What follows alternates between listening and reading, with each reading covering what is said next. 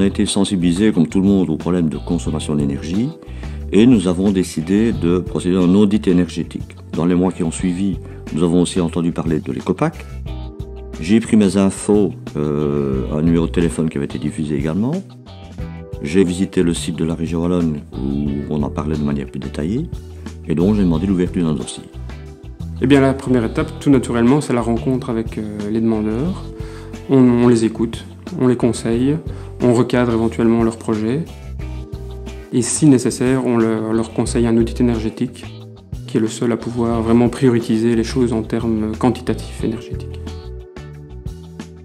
L'avantage, c'est qu'il y a aussi l'écopasseur qui, lui, connaît, c'est directement vous dire à quelle prime vous allez pouvoir prétendre. Ça, c'est vraiment un gros avantage aussi. Donc en deuxième temps, on reçoit les devis des travaux, on les vérifie, on regarde surtout que les critères des primes sont rencontrés et éventuellement on dialogue avec l'entrepreneur pour compléter les devis et les modifier éventuellement. Bon, une fois que les devis étaient rentrés, ça a été assez vite. Nous recevons des dossiers complets de la part des écopasseurs qui sont sur le terrain. Nous vérifions les données administratives et financières. Nous vérifions surtout si les personnes ont la capacité d'emprunt. De prime abord, je pensais que ça ne serait pas pour moi, mais quand on a commencé à parler justement de l'aspect dossier primes qui sont complètement inclus, plus les avantages aussi de l'Ecopac à 0% sur un montant de 30 000 €, ben là ça a commencé à devenir intéressant évidemment.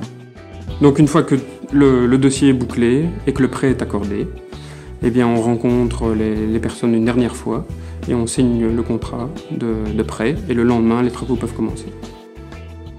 Grâce à l'Ecopac, on aperçoit une nette augmentation dans les commandes de travail avec l'isolation. Il y a toujours un petit doute aussi, l'appréhension de ne pas avoir son argent à la fin du travail. Ici, on est quand même beaucoup plus sûr, quoi. Le doute est enlevé. Tant que la formation des ouvriers est là, s'il y a plus de travail, effectivement, on peut se permettre d'engager plus.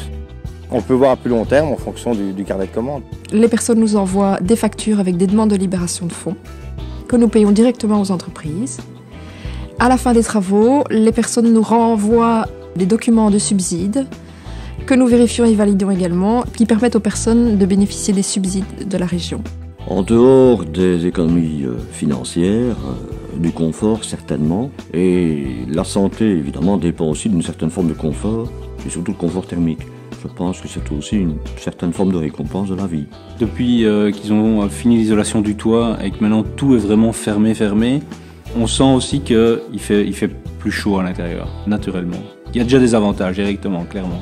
Ouais. L'Ecopac s'inscrit dans la politique du développement durable. Il s'agit d'une politique qui vise à faire de l'amélioration de l'environnement une source d'opportunités économiques et de création d'emplois. Concrètement, l'Ecopac effectivement est une nouvelle aide, un nouvel incitant qui vous permet de rénover votre maison. Quand vous rénovez votre maison, vous faites des économies d'énergie, donc c'est bon pour votre portefeuille. C'est bon pour le secteur de la construction parce que ça crée des emplois et en même temps c'est bon pour la planète puisqu'on consomme moins et donc il y a moins d'impact CO2. C'est ça l'alliance emploi-environnement.